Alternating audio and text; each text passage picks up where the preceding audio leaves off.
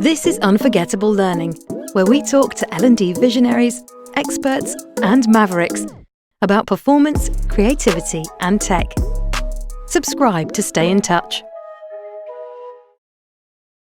We talk a lot about what best-in-class learning and culture looks like in organisations, and Lori Niles-Hofmann has been at the front and centre of this for the better part of a decade. Her unique energy of insight and wit made this a really enjoyable conversation where we talked about the hypermeter of skills, why she believes in a chief skills officer, and she shares a truly uplifting vision of what unforgettable learning means for her. Welcome, Lori, to the Unforgettable Learning Podcast. Josh and I have been really looking forward to you joining us. So thank you so much for coming on. It's great to see you. And Lori, I was going to ask you how long you and Josh have known each other for. Ooh, that's a good question. I'm going to say 2012 or 2013. We've known each other. It's been about 10 years, possibly. I was going to answer too long, so maybe that's a more appropriate, response. I remember the first time I met Lori because she put her hand up and kept her hand up while I was in the middle of presenting because she was just waiting to tear down whatever I was about to say, and that's how we ended up getting on. Because I was like, "You're the only person who's calling me out on this in a smart way." So that was. Can you remember what you were talking about? I want to say that Game of Thrones was part of it because I was talking about like great hooks and why we always remember the Red Wedding and stuff like that. I don't remember the content of the presentation, but I remember Game of Thrones was very big at the time. So it was that long ago, Lori. And you handled it very, very well, even though I was like, Mr. Carter. That's true. My hand up. Well, that's good. This is the first time, Lori, that I'm officially meeting you. So this is a lovely, nice to meet you, and what a fun dynamic that we have here, three of us. And as I understand it, please correct me if I'm wrong, but you're the co-founder of NilesNolen, and that's your business. Is that correct? That is correct. That is correct. So go ahead. You tell us a bit about it. We're focused on helping CLOs with their edtech strategy and in general how they're going to move towards a skills-based culture. And it's myself and my business partner, Amanda Nolan. I like to say she's the smarter half of NilesNolen, and she sits in Madrid. Okay, fantastic.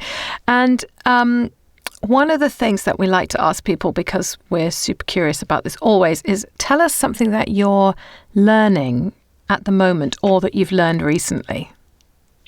So I know the example I'm going to give because Josh and I are both friends on Duolingo and have an incredible rivalry because we are both married to Germans, not the same German. And so we have both been learning German, and we've never actually spoken German together. Zusammen, how about that, Josh? Oh, well done. Oh, I'm going to throw in the vocabulary. But yeah, German's been something. I don't have as big or as long of a streak as Josh has. Definitely not, because I only started Duolingo last year. But it's been a very interesting process because prior to that, learning languages for me, I'm conversational in Polish, French, has always been just being in the country and just picking it up and all that sort of stuff. And I've never actually sat down and learned a language from a grammatical standpoint, from a structured standpoint. And that's been very interesting because I keep wanting to go ahead further. I'm like, I don't need that. So hopefully my grammar is going to improve.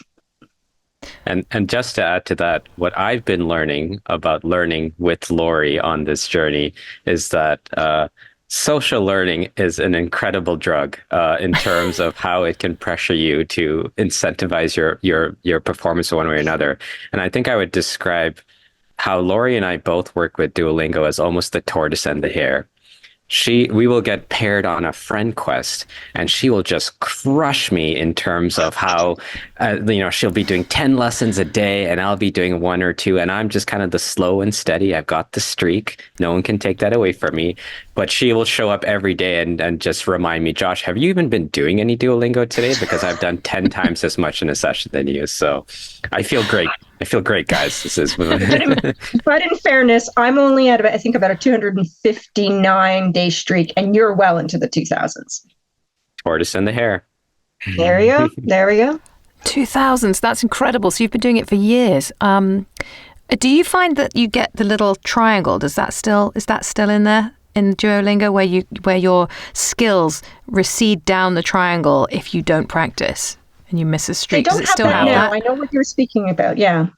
Yeah, no, they gave up on the forgetting curve, rightfully so, a long time ago, and now they actually did sort of like a huge UX overhaul maybe 2 years ago, and it got a lot of pushback, but I kind of like it because it actually helps to create sort of a more dynamic content journey as opposed to this kind of linear sequential, there's a finite end to it, when we all know learning a language is never has an end to it. So I don't mind it.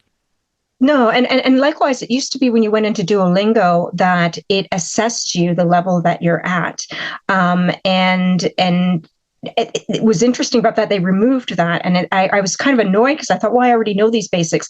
But instead, I found that the assessment was actually more longer term over several, maybe even 100 exercises to really then pinpoint where my weak spots were, as opposed to giving me 20 questions to then assess what level I'm at, which has been great because, I may have, a good vocabulary, but God help me to do, the dative case. So it just doesn't happen.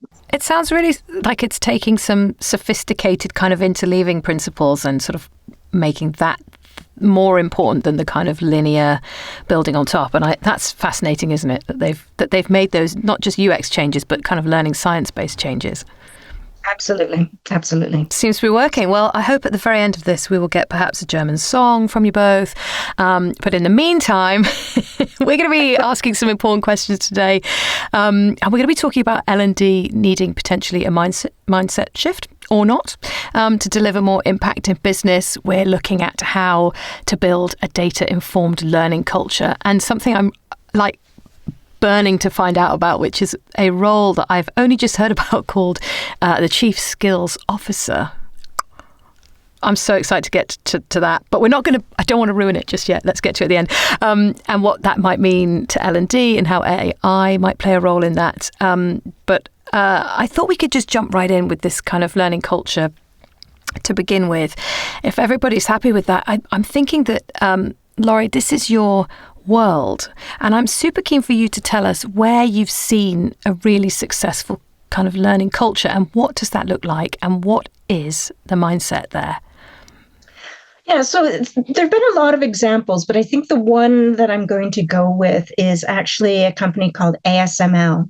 And they produce, it's a technology firm, and they produce conductors. And what I've really been fascinated with is, first of all, how they built a learning culture was they didn't do learning in its own vacuum. The first thing that they did, one of the main things that they did, is combine it with knowledge management as a business unit. And putting those two together has been absolutely incredible. And they did this under some of the thinking. There's a gentleman, Zach Wall, super, super smart. And he has a book on making knowledge clickable. I think if I mistook that, sorry if I got that wrong, and my apologies to him, but definitely worth a follow, him and his company. But it's about that intersection of company knowledge and L&D. And why that's so magical is because, for me, what makes learning memorable is context. And when you combine it with knowledge management, that's where the context really fits in, right? That's where it's making it relevant for where people are and understanding where the company is going and what they're trying to do. All of those sorts of things are combined together. And they've done incredible growth. I mean, I think it was in 2021, it was a 22% increase in headcount, as well as the subsequent year. On average, they're growing at about 12%. So very, very fast. But they're managing to onboard people quickly in a very precise way, which I think is also their key. That with the knowledge that people have, the skills that they're already bringing to the organization, good. And then it's about how do they assimilate them as fast as possible within the ecosystem and the broader community within ASML. So it's really been a thoughtful way in a hyper-growth, highly technical environment. And their learning culture, it comes right down from leadership. I had the privilege of attending their internal conference in the Netherlands last year, and they brought in knowledge management, L&D, and they invested a lot to bring those people in. And it was the chief human resource officer and the CEO who were there speaking and really endorsing this is the direction that we're going in. And they put also to their money where their talk is, which it helps. We hate to talk about money and culture, but there it is. I mean, it's important. We have to be realistic. And something that struck me about what you said is that it comes right down from the top. And curious to know what size that organisation is. I know you said they've got sort of 22% headcount and 12% growth, but how many employees are there? I believe right now it's about 50,000 that they're sitting at around. So it's a sizable organization. Oh yeah, and global. They have manufacturing around the world. I believe it's China, Korea. I mean, we had people from North America, Europe, Asia. It was very from everywhere.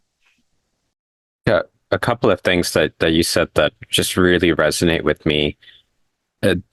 You mentioned about how knowledge management and learning and the relationship between the two, and learning takes care of the context, which is, one of the pieces that I agree with you that creates sort of memorable learning. And I think it's so important to call that out, because sometimes sort of our default thinking in L&D is that our realm is content.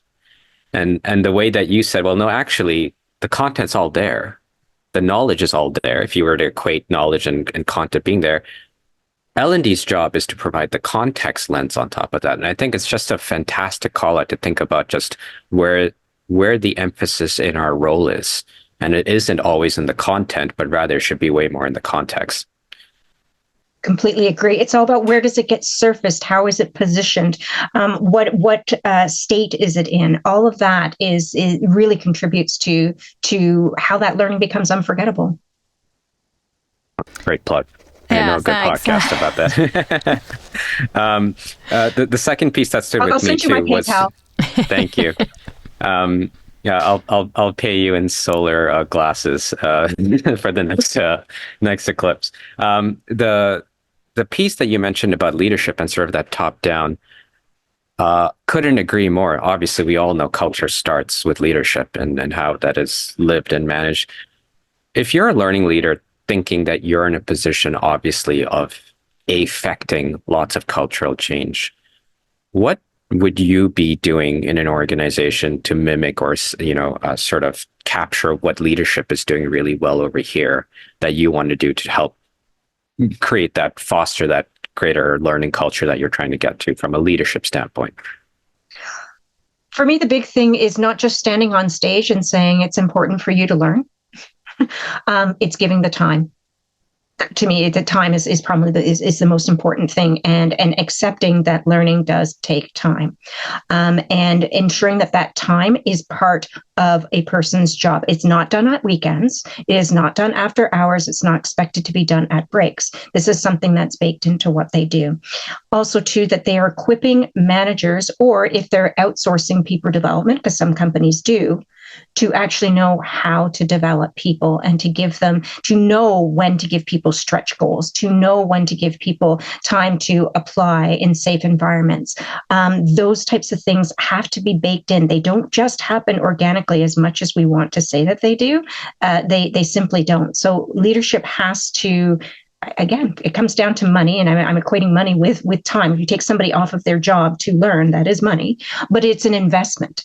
And if they're willing to do that, that to me is what creates the learning culture, because it's just part of what they do.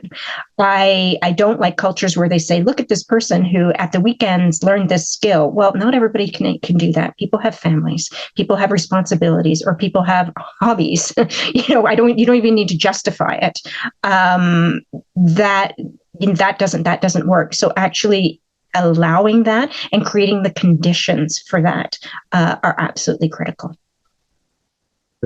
The way you defined time here, I think, is super important, because you obviously speak to a lot of learning leaders, certainly sort of that CEO to CLO relationship. And often when we hear these statements of, well, learning is a priority in our organization, that often gets distilled into training hours, a lot of training hours and stuff like that.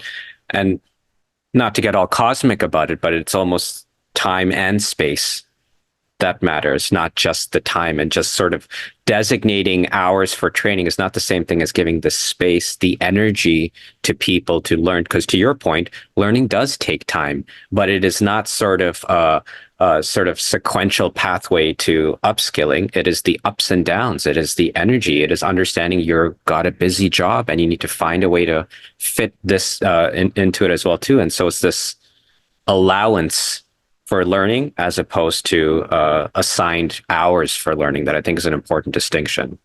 I completely agree. And I would add to that, I didn't touch on it before, but psychological safety is critical. People do not learn when they are stressed. We know this. It doesn't happen. So giving people the environment and space and safety to learn is also a key component.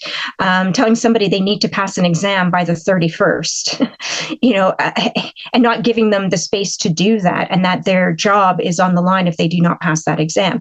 Well, you've just reduced the chances of that person excelling at that. Now, there will be a subset of people who may be motivated by that, but it depends how they view stress. So creating that psychological safety in that environment that you can try and fail and you will learn is what makes that a success.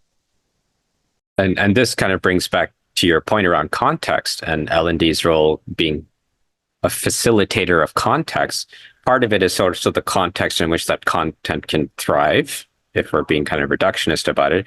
But the other part of it is, what's our role in facilitating the right environment for people to learn? And I think that's sort of an undervalued component of how we can contribute to the business. Is we can be the leaders, the champions of saying, this is what you're trying to accomplish as a business. This is the environment we need to create to allow people to get there. Right.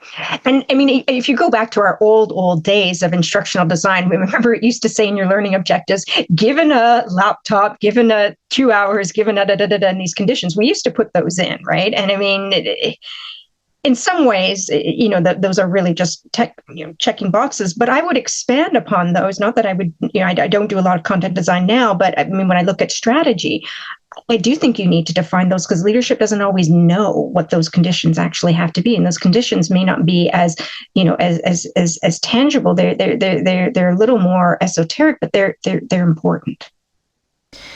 Arguably, I think the environment is super important, and certainly kind of in our role, it's something that we've, coming from sort of vendor side, we haven't really felt like we've had too much control over that because we're not on the kind of corporate inside special track.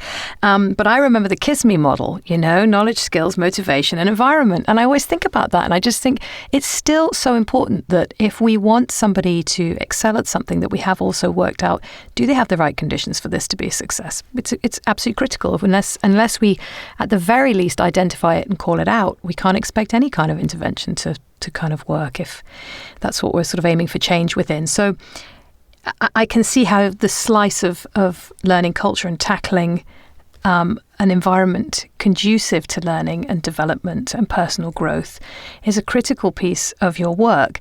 And I mean, do you find, Lori, ever that you go to organizations where you can spot characteristics that kind of tell you where the work needs to happen? So what do organizations look like where you think the learning culture is not so successful? And what are the things that you'd be looking to kind of tune up?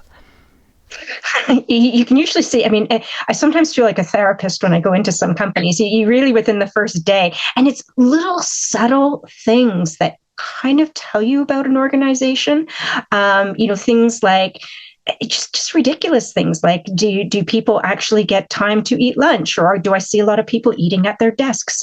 The sign-in process to get into a company, some of that security, but some of it also too, you can just see the mentality. It's just really, really basic things. Do I? Yeah, that whole environment we start to we start to see, and sometimes we can influence it, and sometimes we we can't,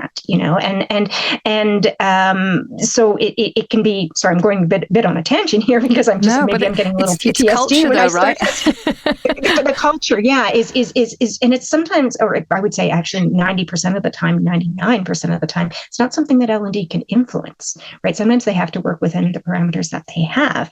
And I think that's also too a very big distinction is what can L&D do and what can they not do?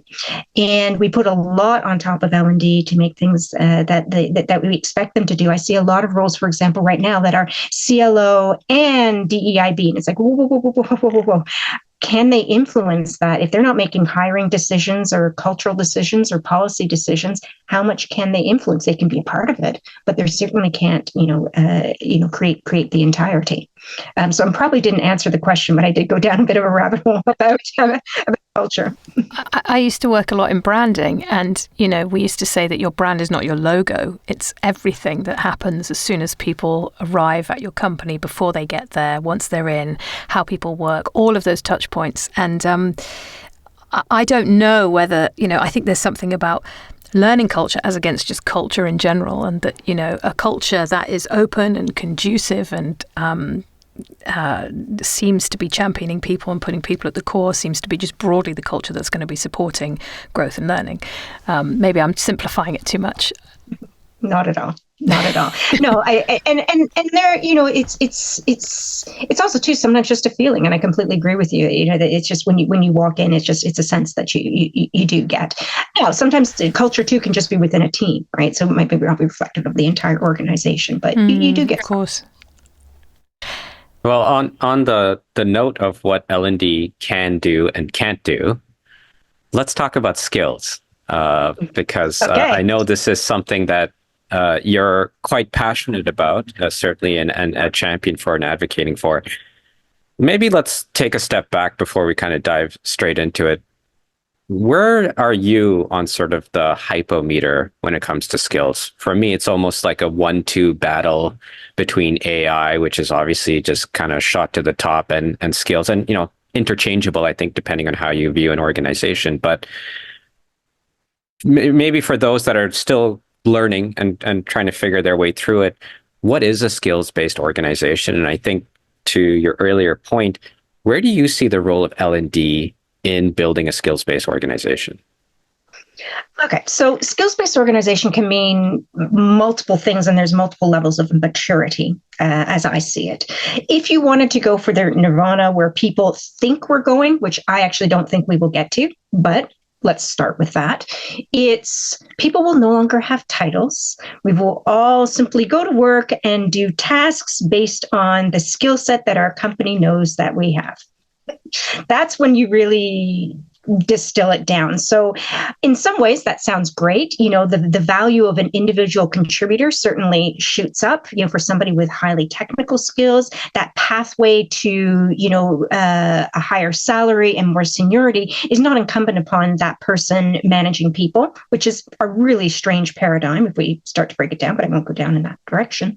But that's ultimately where companies are going, is that they're almost looking at people like widgets, in that, how do I plug and play them all every single day and reconfigure them so that they don't get worn down and my machine of whatever it is works most efficiently. Okay.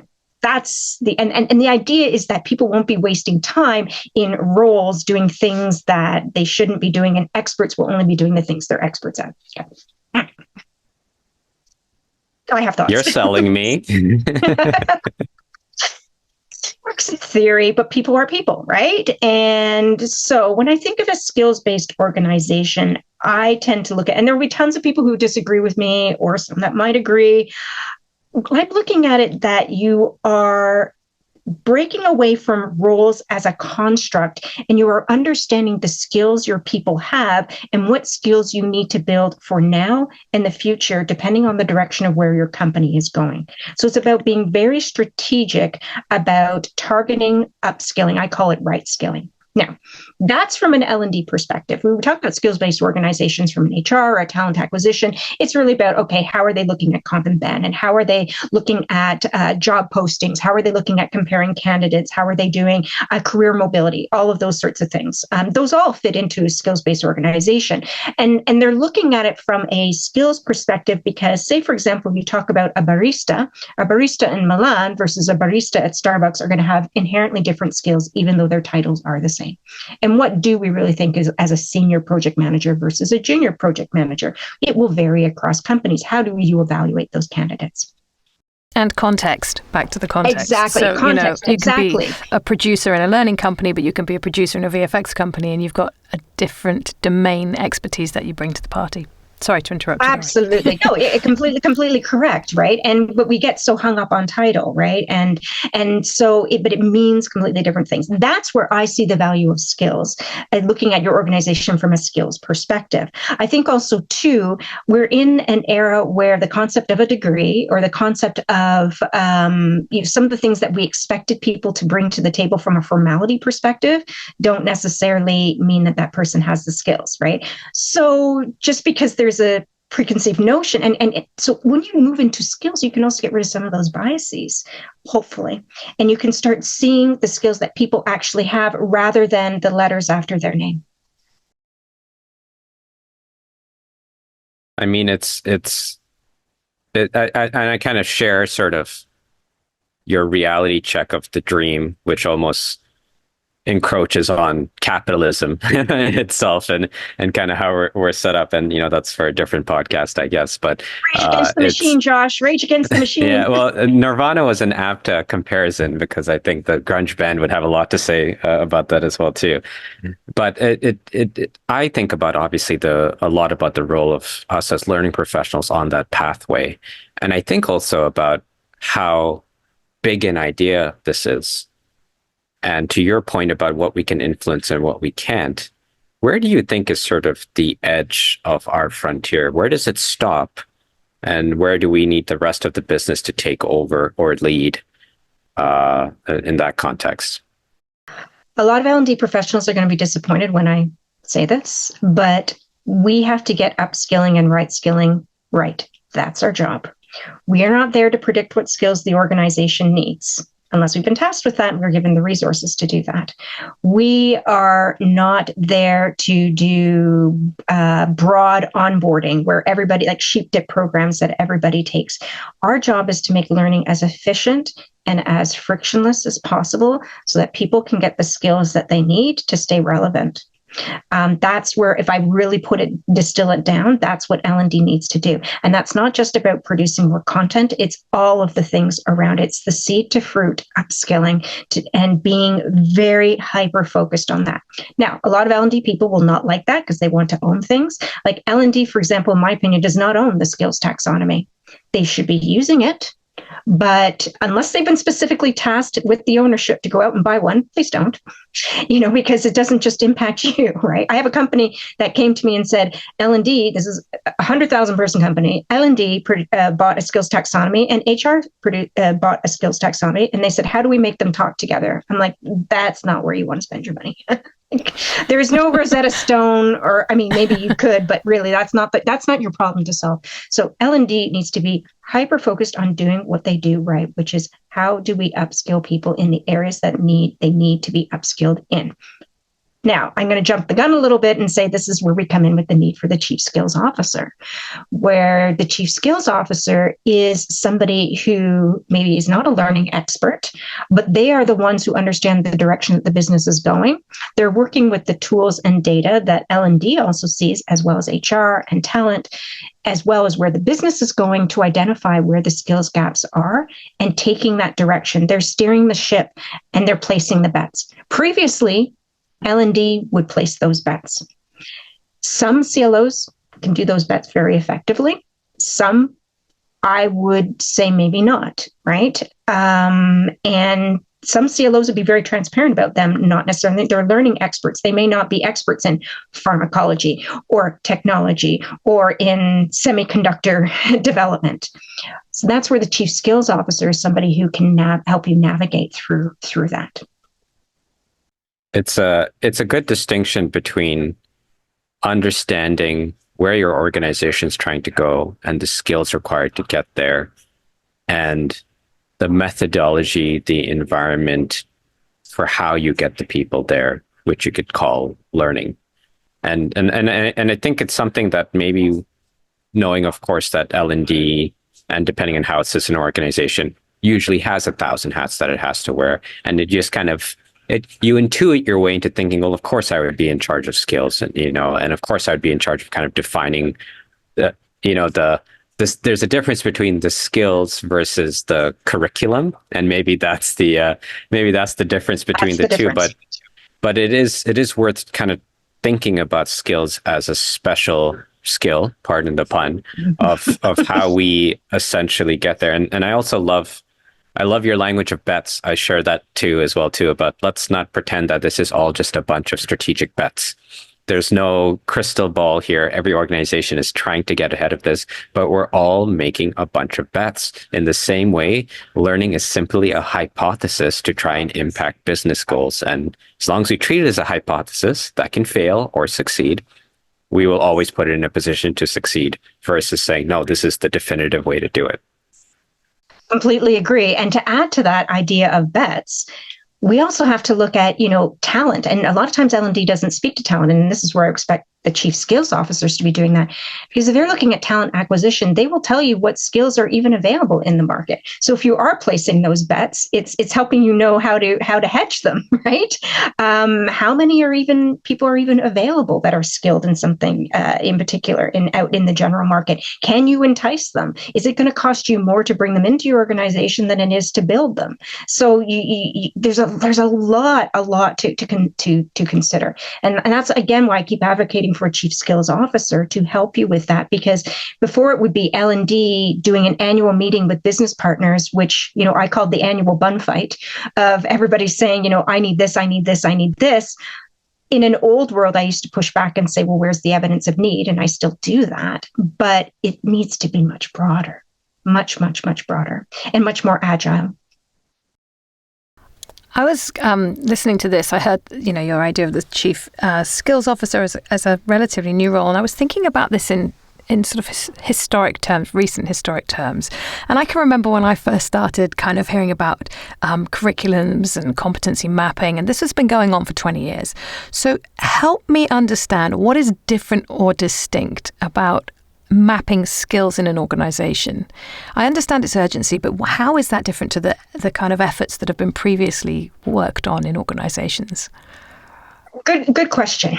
I think what's different about now than it wasn't before is finally technology has caught up for us to be able to do the things at the pace and speed that we wouldn't have been able to do them before. Now, it's not to say there aren't some nefarious technologies out there. We need to, that's a whole other conversation about data privacy. And are they, tracking every time you go to the loo? And are they, tracking every time you open up Instagram? That's a whole other conversation. If we had a Patreon, that would be a Patreon episode, Lori, I would say. That's a Patreon episode. Exactly. I think that's, if employees really knew how much is being tracked of them, it's technically supposed to be disclosed, right? So, but I think it's also true that, we weren't able to do that before. We really had to rely on spreadsheets and also a lot of bias. My manager says I'm a level 3 versus I say I'm a level 4. Well, are you friends with your manager? Do they like the same football club as you? Do they read the same books as you? So there's a lot of things that happen there. Now, I am not at all saying technology is perfect, but I think it's starting to nudge us closer. If we want to have the whole debate about skills and competencies, that's a whole other podcast. And that's even when people ask me, well, what's a skill? A skill is really what your company wants it to be. Okay. So you could say writing as a skill within a financial services organization, and that might be enough. If you are running a digital media agency, well, SEO writing or, funnel writing and all of those things are going to be separate granular skills because of what you do.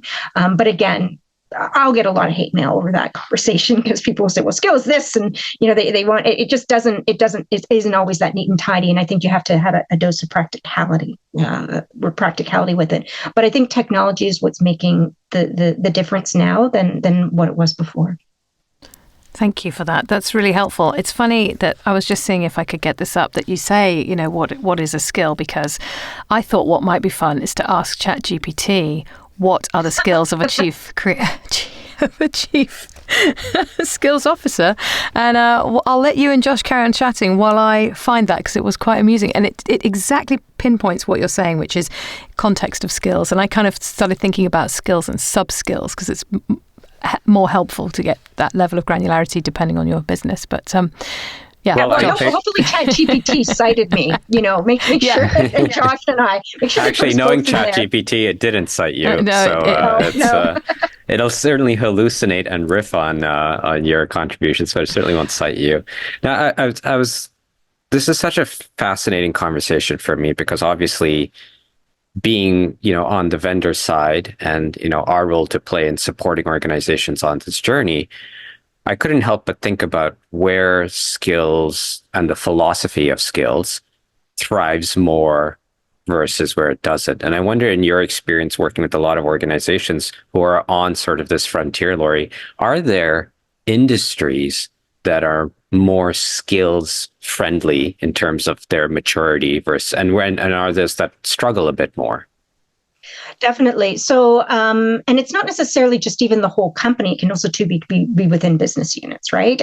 So skills that lend themselves more to measurable binary skills would be, something technology, manufacturing is a big one. Anything that's highly regulated, those definitely lend themselves to skills because they've already been constructed that way. In pardon the pun, but they have been built that way, and so it's nothing new. In fact, they usually would have more designations or certifications for what people could do. So they lend themselves to skills.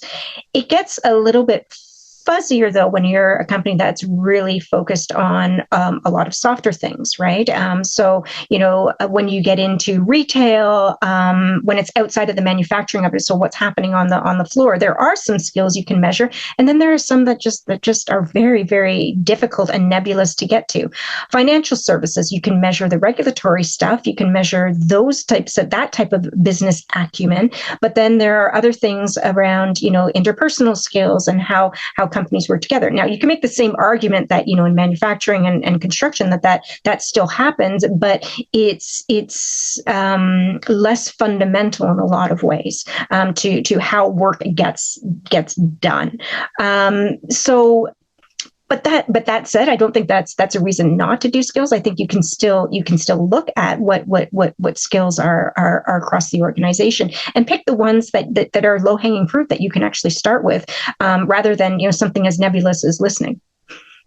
I guess from that standpoint, anytime people are front and center of the people skills, I guess you could say, are front and center of where you're trying to go, it becomes difficult just purely from an assessment standpoint, because we know how hard it is to objectively measure feedback, listening, coaching, those types of things versus, to your point, and it took me about 10 whole seconds to get your manufacturing pun. That's the kind of day I've been having, which is fantastic to understand that. It took me longer. Don't worry, Josh.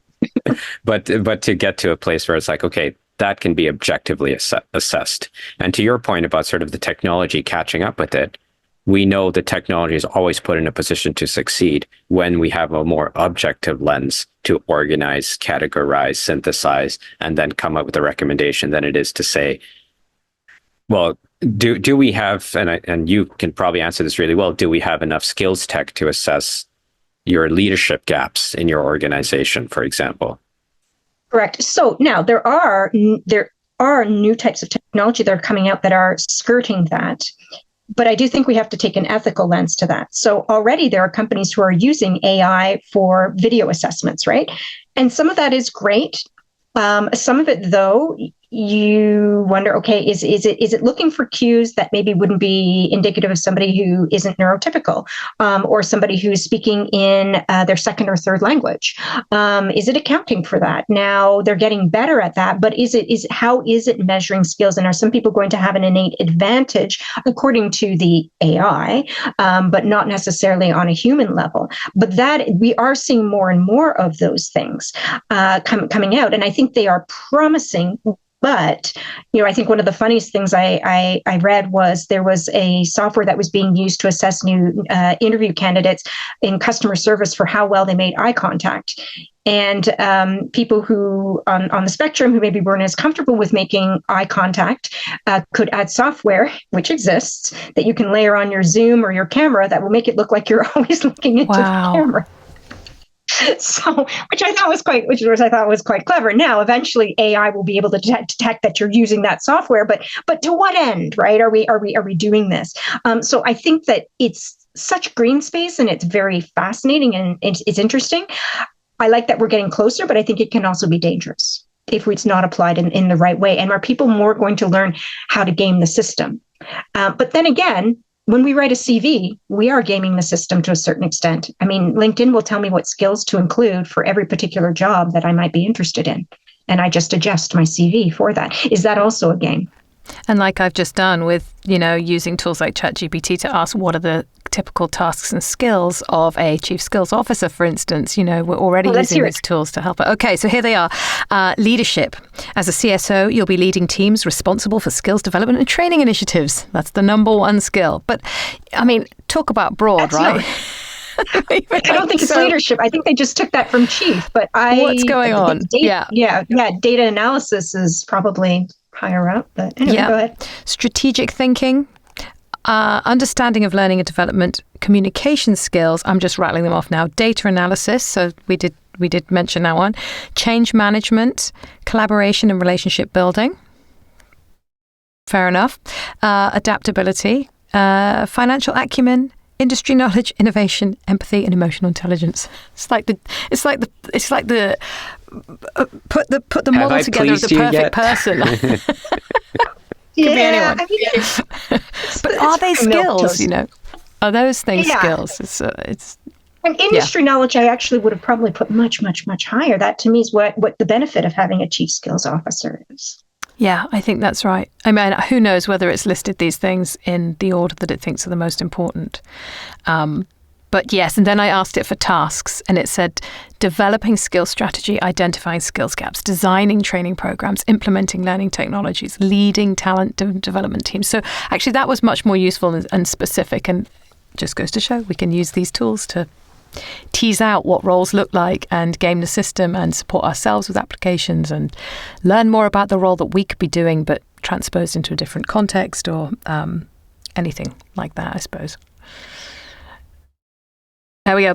I feel like we should talk about AI briefly. Oh, that little thing. Oh, are you feeling swamped by it? It's just everywhere, isn't it? And it's such a broad term, and it's just, where's your head at today? It seems to be like such a huge topic, but where are you seeing it being useful? So one of the big things that I've done, because there was a period where I was feeling overwhelmed, I have muted, and I'm not going to say people, because that's just going to get me into trouble. I've muted, though, anybody on my socials like LinkedIn or professionals who's just talking about AI in general, and they're not talking about specific use cases. So if they're telling me stuff like, oh, be sure you know when to use AI and when not, I'm like, mute. Like that's not helpful to me. It's people trying to get into the conversation, and that I find quite frustrating. There's a lot of people just trying to make a name of AI. I tend to look at adjacent industries. So I do look at L&D. So Dr. Philippa Hardman, I do look a lot at her work that she's doing, especially with Epiphany. I think that's a real game changer. Could you just briefly tell us what that is for anyone who doesn't know? So Epiphany is essentially it's a trained AI to build better learning. Okay, they can explain it a lot better. There's a huge white paper on it. In the interest of time, I won't go into too many details, but they've been able to prove the efficacy beyond what you're getting from, say, your generic ChatGPTs or even some specifically trained L&D models, just simply because of the way that they've trained and designed it. I tend to look a lot, so I religiously follow there's an AI for that.com, and I have it give me a feed every morning for what EdTech is coming out. And that to me is a much better indicator because I'm actually going into the tools and playing with them and seeing them. They started out being a lot of B2C content generation tools, build a pathway in 2 seconds, and build have a chatbot in 3 minutes or whatever, which are very interesting. A lot of those companies have folded. You'll get a lot of dead links because they haven't curated Wow. against it. Right. Yeah, Already. there are a lot, but it's still a very interesting place. So I'm less about content consumption and I'm more about the data analytics and what we're able to glean from that. So I'm looking actually more at how marketing is using AI, how they're using data synthesis. I'm looking at some HR tech as well. Those are places that I'm going for AI. But am I using it for content generation? Do I care about those sorts of things? Not necessarily, because what it's building is a course based on what we think a course is. And we don't even know if that course is valuable. So to bring it, full circle, in my day-to-day life, yes, am I using it to generate, text for RFPs and things like that? Okay, fine. Yeah, I admit it, hands up, right?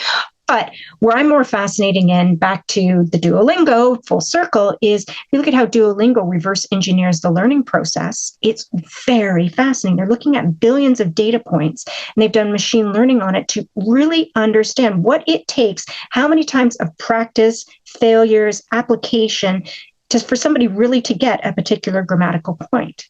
And they've isolated that. They've applied that same premise to learning music. I wouldn't say you could really do it with music, but because I do think there's some art to that, but maybe there's art in language as well. But they're also doing it with mathematics.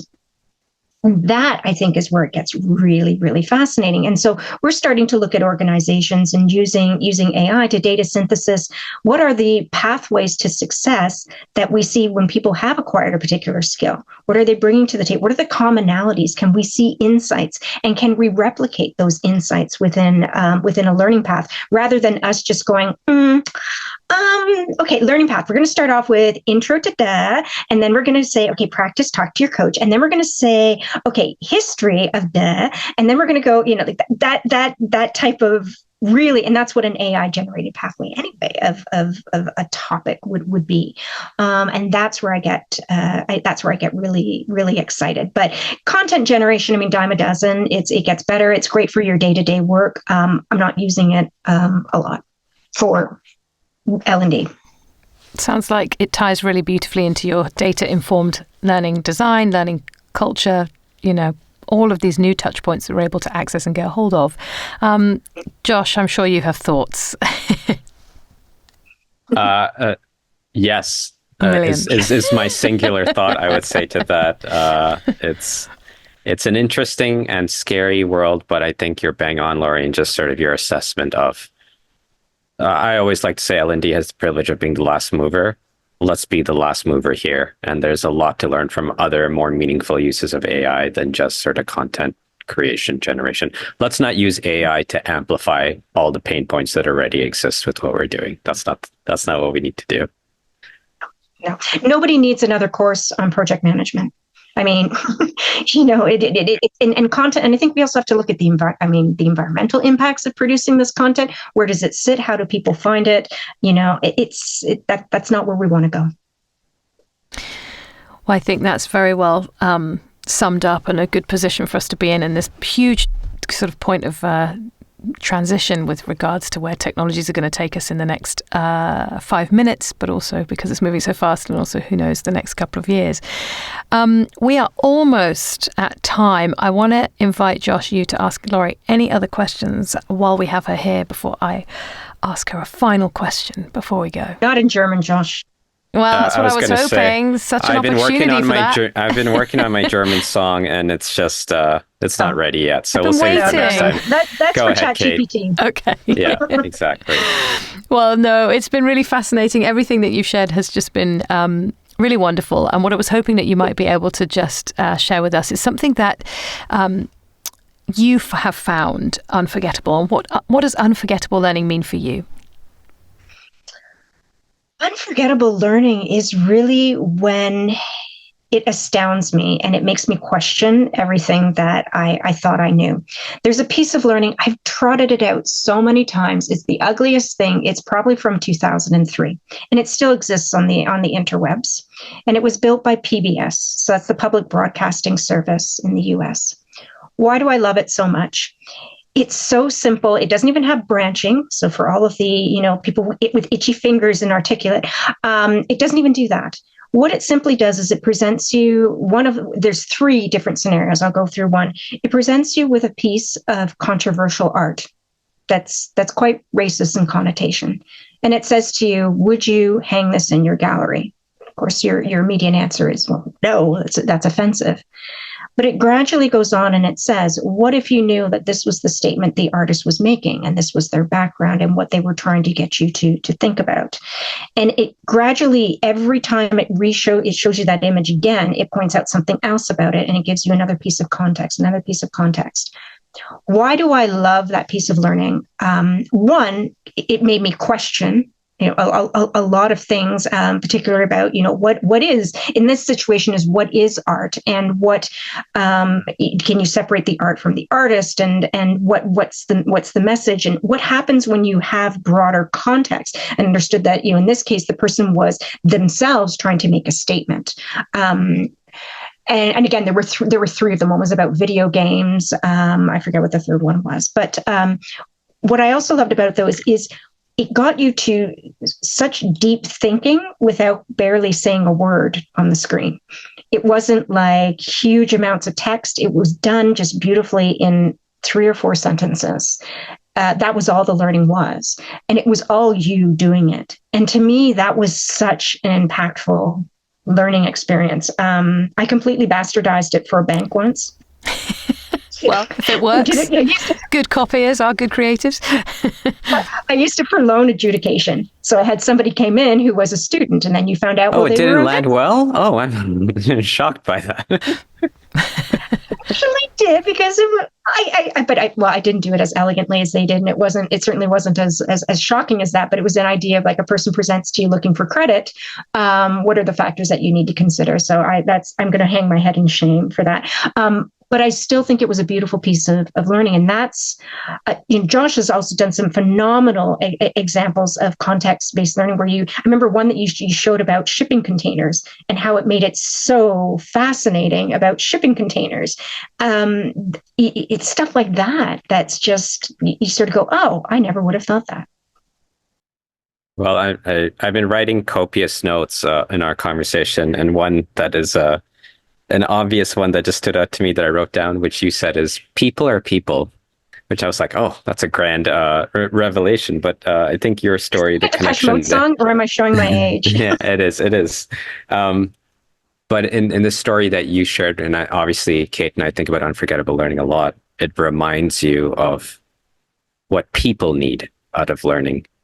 And coming back to our previous question of what maybe AI can or can't do, there's something about people, humans, and connecting on a human level that does ultimately deliver unforgettable learning. So thanks for sharing that story. I would agree. Thank you for sharing that. Lori, it's been so great to talk to you. Thank you so much for joining us here. That was such an insightful session. And for anyone who's interested in anything that's come up, do connect with us, contact Josh, or consider subscribing for more unforgettable revelations on Spotify, Apple, or YouTube. Till next time. We hope you've enjoyed this episode. Subscribe to stay up to date with leading lights from L&D and leave us a review to let us know what you think.